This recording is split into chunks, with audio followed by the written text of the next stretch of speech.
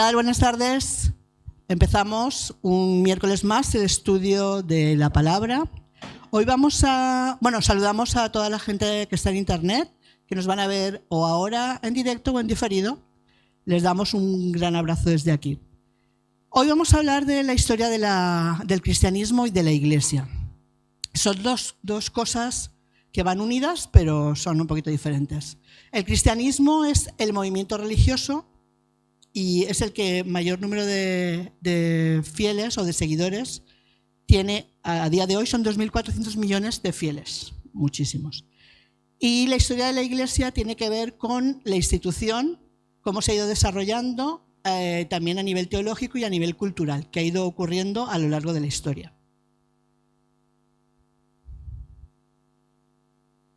Uy, espera. Lo he probado. Ahora no. Sí, pero no va. Es que antes estaba encendido. Ahora. Ya. Bueno, lo que vamos a ver en el día de hoy es un poco unos puntos básicos, que es el contexto histórico en el que surge el cristianismo, los primeros siglos, la persecución, concilios y dogmas que existieron, la Iglesia medieval y el gran cisma de Oriente, la Reforma protestante y la Contrarreforma, y la Iglesia moderna y contemporánea hasta hoy. No sé hasta dónde nos dará tiempo, pero bueno, esa es la idea es de todos los puntos. Este es el mapa de la época del siglo I, donde todo lo que se ve en color más fuerte son las zonas que tenía el Imperio Romano. Todo el mundo conocido lo tenía conquistado el Imperio Romano, cada uno con sus diferentes sitios, por lo que en ese momento Jerusalén, Judea, Galilea y Samaria estaban también dominadas por Roma. El pueblo judío tenía una gran tensión mesiánica porque ellos estaban esperando ese Mesías que tenía que venir, que iba a reinar con poder y autoridad y iba a quitarlos del yugo del que estaban con los romanos. Ellos seguían esperando eso y por eso había como una especie de tensión. Dentro de los grupos que se movían en ese siglo I, encontramos a los fariseos, que eran un grupo religioso y político muy potente durante el periodo del Segundo Templo, y lo que hacían principalmente era obligar y hacer que la gente cumpliera la ley tanto escrita como oral. Imponían cargas, como dice la palabra, cargas a los demás que a lo mejor ellos no podían soportar, pero les imponían para que los otros lo hicieran. Su nombre significa separados y destacan una pureza ritual y el estudio profundo de las Escrituras. A menudo en el Nuevo Testamento podemos ver que se tratan de hipócritas, pero aún así todos representaban una corriente popular y muy devota que fueron los precursores del judaísmo rabínico a día de hoy. Luego estaban los saduceos, que es una influyente facción aristocrática, sacerdotal y política. Eran minoría en la oposición y rechazaban las tradiciones que imponían los fariseos. Ellos solo permitían o admitían el Pentateuco. Los profetas y los demás libros de la ley no los tenían en cuenta. Eran mayoría en el Sanedrín y el sumo sacerdote siempre recaía en uno de ellos. También eran el mayor respaldo que tenía Roma de parte de los judíos. Luego el tercer grupo eran los esenios, que eran una especie de monjes, tenían una serie de consignas, por ejemplo, el celibato, la pobreza voluntaria, y también vivían con una estricta observancia de la ley. Estaban sumidos en un profundo misticismo y llevaban una vida contemplativa. Por último, los celotes, que eran como un grupo armado, eran violentos y luchaban contra la ocupación romana en Judea y buscaban la independencia de Israel como nación. Creían que Dios era su gobernante y fueron fundados por Judas de Galilea. Abogaban por la resistencia armada, incluyendo tácticas violentas contra romanos y judíos colaboradores.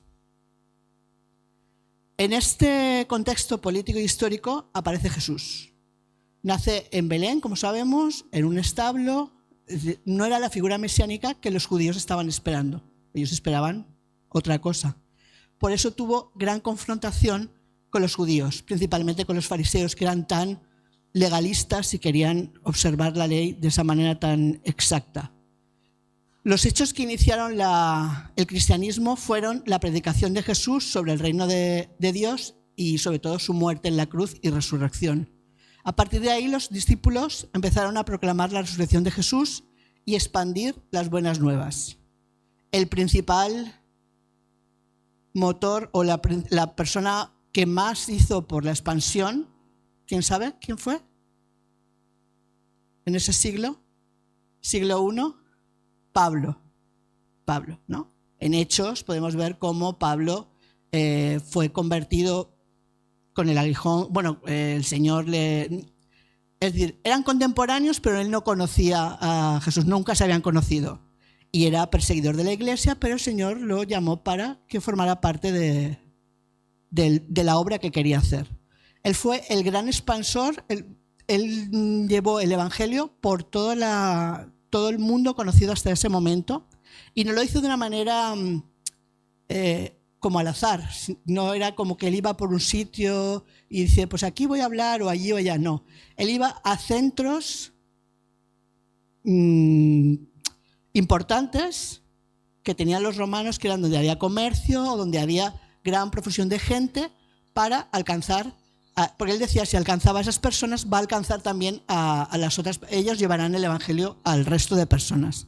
Sabemos que él tenía una formación judía muy rigurosa, que era romano y que tenía una experiencia de conversión muy radical por lo que él había vivido. Antes de conocer a Jesús, Pablo predicaba en las sinagogas, exigía la circuncisión y seguía las normas alimentarias de la Torá.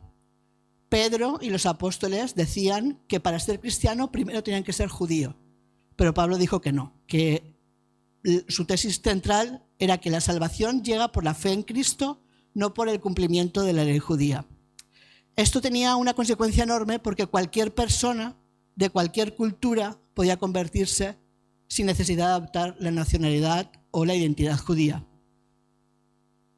Los viajes misioneros, como os decía, tenían una estrategia deliberada y los sitios importantes o los nudos de comunicación donde él iba fueron, como sabemos, Antioquía, Éfeso, Corinto, Atenas y Roma. El mensaje lo llevaba a esas ciudades para que después se difundiera por el resto de los lugares. Su trabajo evangelístico fue 15 años de acción misionera, en solo 15 años llevó el evangelio a todo el mundo conocido. Impresionante. Seguimos con... os he puesto ahí una cronología clave durante ese primer siglo, que fue en el año 30 aproximadamente, fue la crucifixión de Jesús y las primeras comunidades en Jerusalén. Del 48 al 60 son los viajes de Pablo. Del 50 al 100 es la redacción del Antiguo Testamento y en el año 70 fue la destrucción del templo de Jerusalén. Seguimos a los siglos II y V, y ahí encontramos persecuciones, concilios y la Iglesia imperial. Los romanos empiezan a ver a los judíos como una minoría sospechosa. Su forma de relacionarse y el mensaje hacía que los emperadores, empezando por Nerón, Decio y Diocleciano, les persiguieran queriendo impedir su crecimiento. En Roma se vive un momento bastante convulso políticamente porque hay tres hombres que querían tener el control de todo el imperio en ese momento. En el oriente del imperio estaba dividido entre Licinio y Maximino Daza, y en el occidente estaba Constantino. Licinio era un hábil general y en lo que hoy es Estambul, antes era Bizancio y luego sería Constantinopla, se enfrentó a Maximino y este huyó, pero murió poco después sin haber reorganizado su ejército. Por tanto, se quedó con esa parte de Maximino. Constantino logró ser más hábil al tomar posesión de Bizancio y separar a Licinio del grueso de sus recursos que se encontraban en Asia. Licinio pidió la paz y se firmó un tratado en el que Constantino quedó en posesión de todos los territorios europeos de Licinio, excepto una pequeña región alrededor de Bizancio. En ese lugar habían varios grupos de cristianos enfrentados, porque como apenas los movimientos estaban creciendo, pues empezaron a enfrentarse por diferentes cosas. Licinio quiso asegurar la paz entre ellos, quiso hablar con ellos, pero lo creyeron enemigo. Y Constantino pensaban que era el verdadero defensor de la fe y el emperador a quien Dios amaba. Licinio tenía temor del poder de Dios, no de Dios, sino del poder de Dios, porque él había visto cómo Dios obraba en diferentes cosas. Y le parecía una alta traición que sus súbditos oraran por su rival, es decir, por Constantino. Es como diciendo, ¿por qué no oran por mí y oran por él? Por esto empezó a perseguirles. Constantino tomó esa oportunidad que le había brindado Licinio para hacer una campaña como si fuera una guerra santa. Entonces fue a atacar a Licinio. Licinio se refugió en Bizancio, pero una serie de errores hizo que al final su flota naufragara, fuera destruida por una tempestad. Y llega la parte que ya está Constantino, porque Constantino ya ha logrado todo el imperio romano, es decir, todas las ciudades que habían, tanto del occidente y del oriente, eran del imperio y él era el que tenía el poder. El sueño de Constantino era convertir el imperio en aquel imperio soñado que tenían, donde todo el mundo tenía que rendir cuentas a Roma y quería crear una nueva Roma. La llamó Constantinopla, que quiere decir ciudad de Constantino. La reconstrucción de esa ciudad la hizo de una manera un poco ortodoxa. Empezó a coger de todo el imperio romano diferentes materiales paganos que a lo mejor no servían en un sitio y los llevó todos a Constantinopla. Columnas y objetos de diferentes ciudades. San Jerónimo dijo que Constantinopla se vistió de la desnudez de otras ciudades del imperio. Con esto parecía que Constantinopla sería una ciudad pagana, pero los contemporáneos de Constantino no lo veían así, porque ellos pensaban que como las cosas paganas de otros sitios las habían trasladado a un sitio donde no tenían ese significado, pues que no pasaba nada.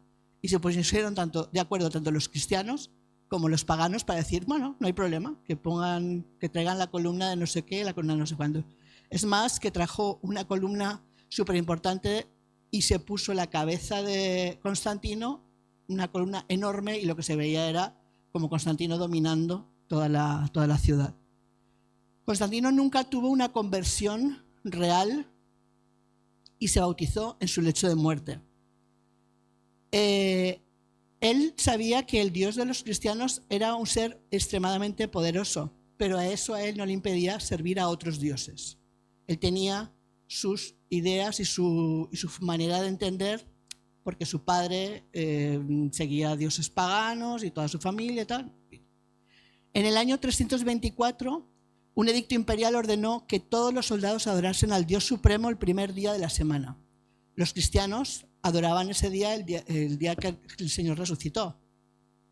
Entonces, para ello, y los paganos era el culto al sol. Así que no se opusieron, porque dijeron, bueno, si hay que adorar, como nosotros hacemos una cosa y ellos otras, no pasa nada. Y en el año 325 se reunió en Nicea la gran asamblea de obispos, que se conoce como el primer concilio contemporáneo ecuménico, y fue convocado por Constantino, y los obispos viajaron a expensas del imperio. No lo pagaron ellos. Varios de los edictos y concilios que se trataron fueron estos. En el 313 está el edicto de Milán, y lo que promulgaron fue tolerancia religiosa. En el 325, en el concilio de Nicea, define que Jesús es de la misma sustancia que el Padre, porque entonces había un movimiento que era el arrianismo, que decía que Jesús fue creado por el Padre y por tanto no tenía la misma naturaleza y negaban la Trinidad de Dios. También proclamaron el credo niceno, que dice que Jesús fue engendrado y no creado, entre otras muchas cosas de las que dice Dios, que seguro que si lo miráis, lo habéis oído seguro. En el 380 está el edicto de Tesalónica, y el cristianismo se hace religión oficial del imperio. En el 397, el concilio de Cartago fija el canon del Nuevo Testamento. En el 430 muere Agustín de Hipona, que fue uno de los doctores importantes de la Iglesia.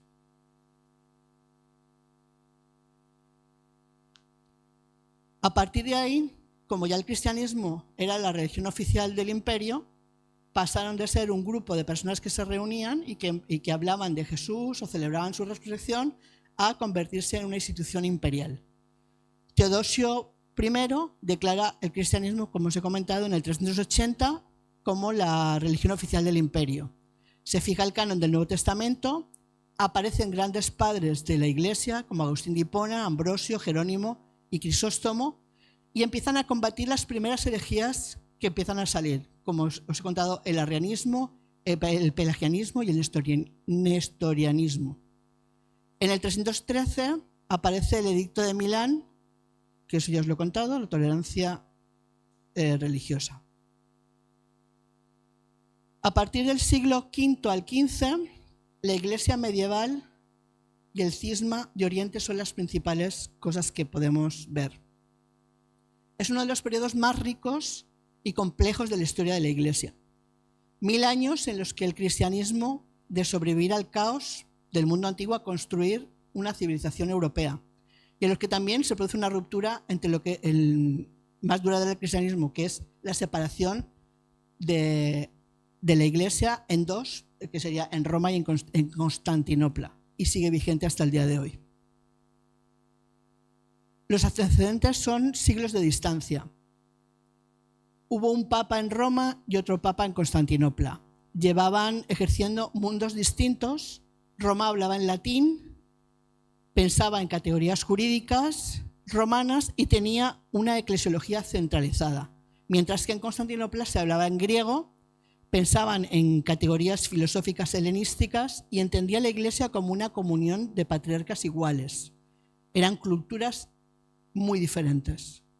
Las diferencias entre ambas persisten hasta hoy.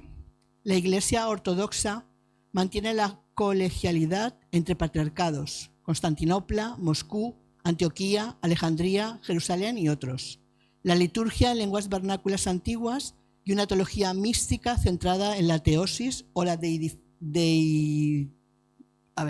deificación del ser humano. Me trabo. Y el rechazo de la infalibilidad del Papa. El intento de reunificación en el Concilio de Florencia en 1439 fracasó pocas décadas después, cuando Constantinopla cayó ante los otomanos, lo que hoy son los turcos. Siglos de apogeo medieval. Aquí ocurrieron las cruzadas desde el 1095 a 1291, que es una mezcla de fe y política y violencia. El principal objetivo era liberar a Jerusalén del dominio musulmán. Luego apareció la escolástica, con Tomás de Aquino y Anselmo como las principales cabezas, y lo que unían era o hablaban sobre la fe y la razón en el diálogo. Luego aparecieron las órdenes mendicantes, es decir, que viven de la limosna y de la caridad, renuncian a tener posesiones, y estos son grupos como los franciscanos, que hasta el día de hoy conocemos, y los dominicos. El papado, en su cenit, estaba Inocencio III, y en su crisis el gran cisma de Occidente. Hubieron 3 papas simultáneos: el de Roma, el de Constantinopla, y un tercero que quería ser como la reunión de los dos, pero al final no se logró. Y ahí aparecen los primeros precursores de la Reforma, como Wycliffe y Jan Hus. Los hechos relevantes, os los he puesto ahí un poco, es la fundación de Monte Cassino, que es la iniciación del monacato benedictino, el gran cisma de Oriente, como hemos visto, de Roma contra Constantinopla, la primera cruzada por Urbano II, la muerte de Tomás Aquino y los 3 papas simultáneos. Vamos a la Reforma protestante y la Contrarreforma. Es el periodo de la historia en el que el cristianismo occidental, que parte el cristianismo occidental en 2, y es de forma irreversible. Lo que comienza como una disputa académica sobre indulgencias en una universidad alemana de provincias acaba transformando la política, la cultura, la economía y la psicología de toda Europa occidental, y sus consecuencias llegan hasta el día de hoy. Hay 5 factores que hicieron que la reforma ocurriera en ese momento concreto. El primero, la imprenta de Gutenberg, que fue en 1450. Eso lo cambió todo, porque desde el momento en que Lutero puso las 95 tesis en la puerta de la catedral de Wittenberg, lo que ocurrió fue que rápidamente se imprimió y mucha gente lo pudo leer. Entonces no fue como una cosa puntual, una cosa local, sino que se expandió rápido para que las ideas de Lutero pudieran empezar a ver cómo llegaban a otros muchos lugares. Hasta el momento, el clero era el único que tenía poder para leer los libros antiguos o todo lo que tenían. Entonces eso hizo que hubiera un gran acceso a los textos para toda la gente. Al principio estaba limitado, pero después se fue abriendo. Otro de los puntos es el humanismo renacentista. Resulta que Erasmo de Rotterdam, en 1516, publicó el Nuevo Testamento en el griego original y reveló varios errores de la Vulgata latina que la Iglesia utilizaba como texto oficial. Entonces ellos pensaron, si el texto oficial tenía errores, ¿qué más podía estar equivocado? Eso hizo que la gente, los humanistas, empezaran a leer con ojos críticos y no a creerse todo lo que les decían. Otro punto fue la corrupción eclesial, que era realmente escandalosa y visible. El Papa León X necesitaba dinero para construir lo que ahora vemos como la Basílica de San Pedro y vendía indulgencias, que era un documento que prometía reducir el tiempo en el purgatorio, porque ellos creen que cuando pecan y tal, se van al purgatorio y del purgatorio ya Dios los juzga. Entonces eso hizo que les firmaran una serie de papeles como diciendo, bueno, pues si tú me das tanto dinero, en el purgatorio vas a estar menos tiempo. Como si ellos pudieran controlar, ¿no?, el tiempo que... En el caso de que existiera el purgatorio, como si pudieran controlar eso. Pero bueno. Otro de los puntos fue que el Sacro Imperio Romano Germánico estaba políticamente fragmentado. Es decir, Alemania estaba muy dividida. No era un estado, como así, sino era un conjunto de principados cuyos señores tenían razones políticas y económicas diferentes para apoyar al Papa que querían. Si rompían con Roma, las tierras de la Iglesia las podían tener para ellos y venderlas o construir o hacer lo que quisieran. Y la reforma tuvo éxito porque esos príncipes alemanes apoyaron la reforma para así separarse definitivamente de Roma. Otro de los puntos, el último, fue el malestar espiritual popular, que era bastante grande. Tras la peste negra y el cisma y décadas de escándalos, la gente buscaba una religiosidad más auténtica, más directa y menos mediada por una institución que parecía más interesada en el dinero que en la salvación. Y ahí aparece Martín Lutero. Martín Lutero no fue un hombre revolucionario que quiso romper con todo. Lo que pasó es que ese señor tenía una crisis. Él era un monje y tuvo una crisis. Él empezó a leer en Romanos. Él tenía una pregunta. ¿Cómo puede un ser humano pecador presentarse ante un Dios perfectamente justo? Y la respuesta la encontró en Romanos. La justificación no se gana mediante obras, penitencias o indulgencias, sino que se recibe mediante la fe. Es un regalo de Dios y no es un mérito humano. Eso a él le voló la cabeza y hizo que se replanteara un montón de cosas. Por tanto, escribió 95 tesis de lo que hasta entonces ellos creían. Él empezó a escribir cosas que veía que no estaban bien y en 1517, en octubre de 1517, las puso en la puerta de la catedral. No era un manifiesto revolucionario, como os digo, era una invitación académica a pensar sobre las cosas que estaban mal para mejorarlas y cambiarlas, porque en ese momento había una gran confusión.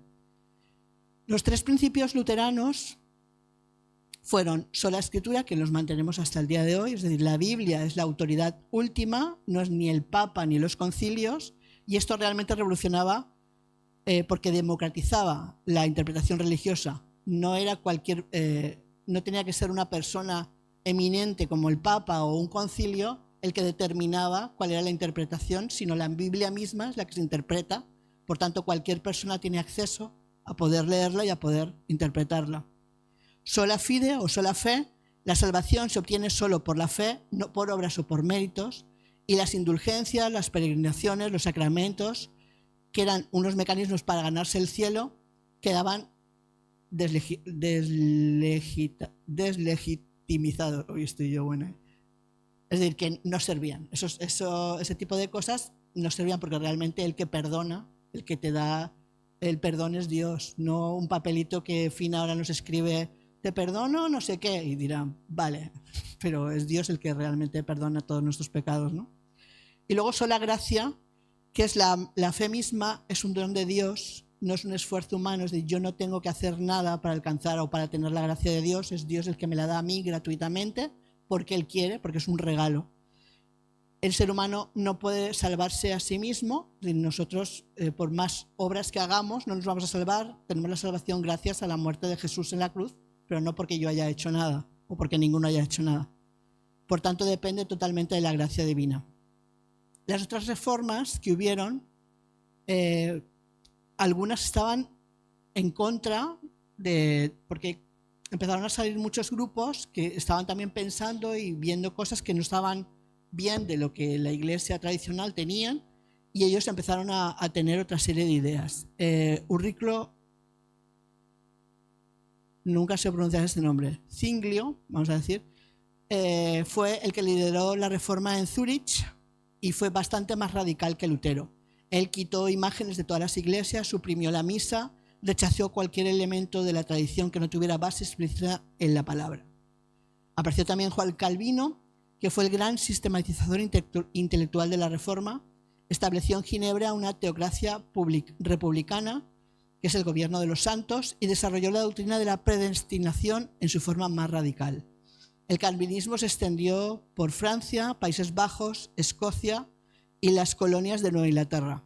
Es la forma de protestante que más ha influido en el mundo anglosajón. También aparecieron los anabaptistas, que fueron el ala radical de la Reforma y fueron perseguidos tanto por católicos como por luteranos y calvinistas. Rechazaban el bautismo de los niños, de ahí su nombre, rebautizadores. Insistían en una separación completa entre iglesia y Estado y practicaban el pacifismo radical y formaban comunidades voluntarias de creyentes adultos. Los herederos de estos grupos son los Amish, los menonitas y los bautistas modernos. Por ahí vamos. La Reforma anglicana tiene una lógica completamente distinta. Enrique VIII, que era el rey de Inglaterra, estaba casado con una hija, la hija mayor de los reyes católicos, Catalina de Aragón, y como quería divorciarse de ella, y no podía divorciarse porque la iglesia no se lo permitía, entonces decidió crear una iglesia nueva, que es la iglesia anglicana, con varias tradiciones, ritos y creencias de la iglesia católica, pero poniendo otras. Y lo que hizo era para divorciarse. Por eso no fue un motivo de ir en contra, sino más bien era algo político, que a él le interesaba porque quería divorciarse y punto.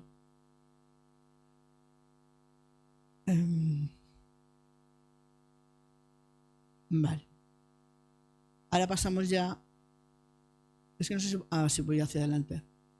La iglesia moderna y contemporánea, desde los siglos XVIII al siglo XXI. En el siglo XVIII arranca el pietismo alemán, que ya estaba en marcha a finales del siglo XVII, y reacciona contra el luteranismo porque era muy académico y muy frío, es decir, se limitaba más a la lectura que al acompañamiento de las personas. Entonces ellos empezaron a pensar que la fe debía de ser vivida, sentida y practicada en grupos pequeños y no tanto soltar la palabra y no tener ningún tipo de relación con las personas.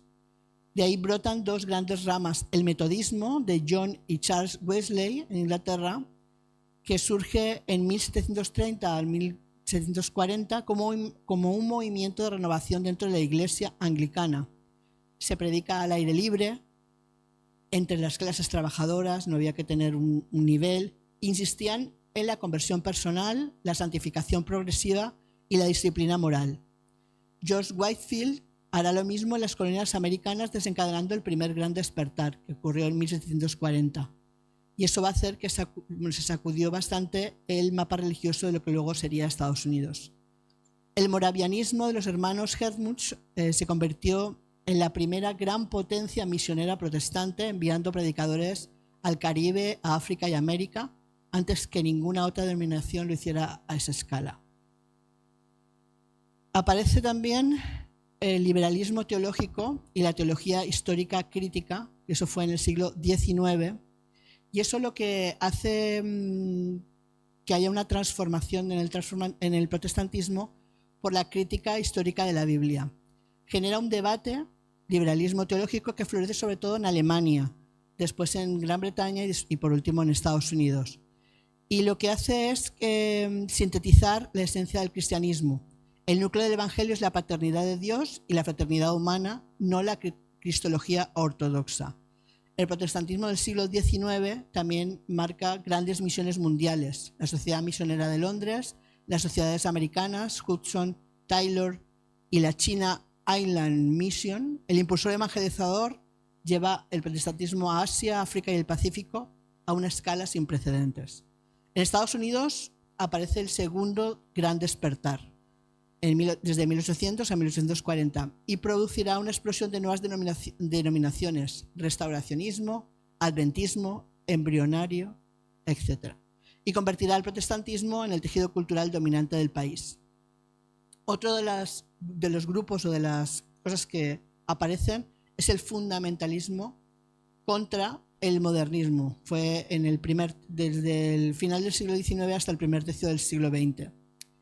Hay una tensión acumulada durante todo este tiempo de tantas ideas entre el liberalismo teológico y la ortodoxia, y eso hace que estalle y que haya un enfrentamiento, especialmente en Estados Unidos. Hay una serie de empresarios conservadores que defienden la inerrancia bíblica, la virginidad de María, la resurrección física, la expiación sustitutoria y el retorno literal de Cristo, contra el darwinismo, que convierte la situación de la evolución en una batalla cultural.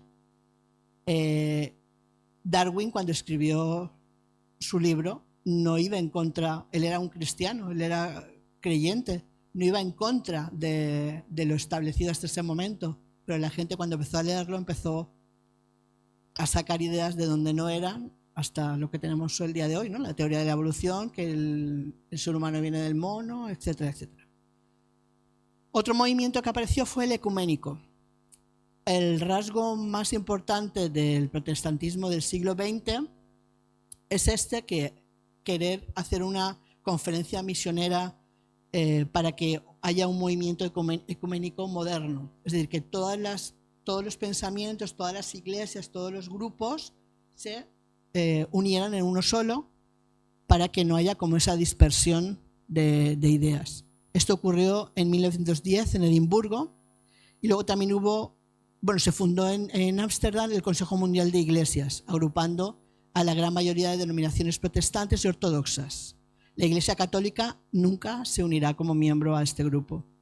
El ecumenismo protestante impulsa el diálogo teológico, declaraciones conjuntas y fusiones denominacionales. Por ejemplo, la Iglesia Unida de Canadá, la Iglesia Evangélica en Alemania como confederación y no solo como grupo. En el siglo XX aparece el pentecostalismo y el movimiento carismático.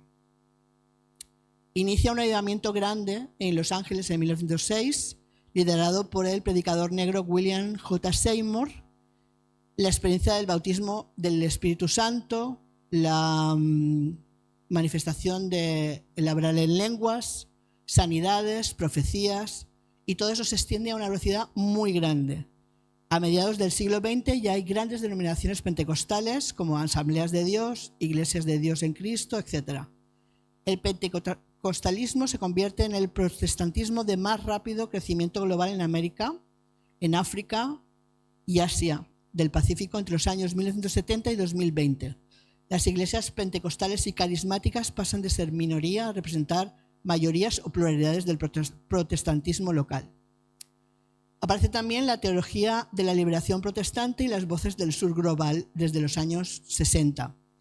No fue un fenómeno católico, sino el protestantismo hispanoamericano generó su propia teología, que es la teología de la liberación, con figuras como José Míguez Bonino, que es un metodista argentino, o Rubén Alves, que es brasileño, o fue. La Conferencia de Iglesia y Sociedad en Ginebra, en 1966, luego del movimiento ISAL, Iglesia y Sociedad en América Latina, articularon una lectura protestante del Evangelio desde la pobreza y desde la opresión. En Sudáfrica, figuras como Desmond Tutu, que fue anglicano, encarnan la resistencia teológica al apartheid bajo los paraguas del documento de Kairos en 1985.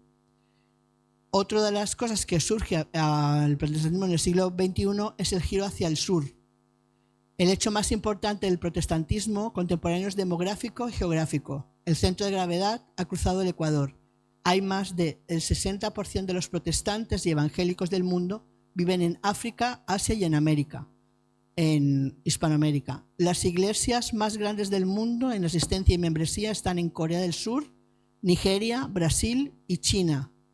En China son iglesias que se reúnen en casas y no están registradas como iglesias como nosotros.